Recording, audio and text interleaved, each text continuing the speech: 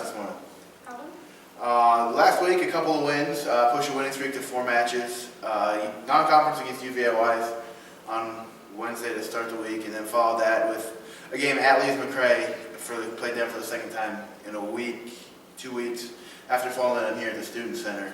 Came away with a 3-1 win there. Can you talk about just how the team responded to come back and win in that environment on the road, and come back after that, after I guess losing to them, and then just how they responded to come back and take the win? Yeah, I think we were just really focused on the things that they hurt us with the first time, and so we were able to have a week of practice. We got in the gym, worked really hard, and just were able to come back with just a stronger game plan, and just brought a lot of fire, and we were just ready to win, especially since they beat us on our home court. We were ready to go beat them on their home court. So. Yeah, and the defense seems to be playing really well right now. Had 75 digs in that match alone in a 4-set match, which is quite a few, and 5 people recorded at least 10 in the back row, with I think 3 or 4 having 13 in that match.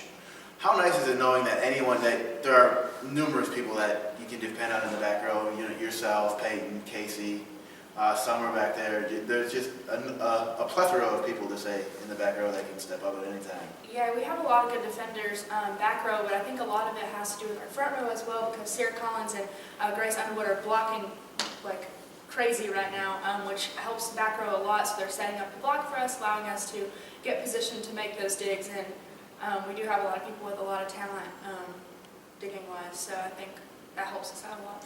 Yeah, and it comes, a few matches this year, you've been flying around in the back row all over the place. Can you kind of talk about your mentality, just trying to get to every ball and coming up with some of those, I guess you could say, spectacular plays here and there? I think I remember one play in one of the games, just one arm and served it up and people got under it. But I mean, just talk about your mentality back there. Yeah, I mean, I have a mentality that no ball's going to hit the ground, and if it is, then I better hit the ground first or after it. So I mean, I think our coach instills in us that there's no ball you can't get to. So sometimes you'll surprise yourself and do great things. Yeah, that's always fun when that happens. There's been a few plays here in the Student Center like that. Offense, not only has the defense played well, but the offense is sitting right there with it. And the defense kind of leads into some of that offense. Can you talk about how fun it is when the defense is clicking and then that makes the offense click? They've hit nearly 300 in this winning streak, and just how fun it is to play on this team when everyone is playing at a very high level. Yeah, I think everything's starting to come together.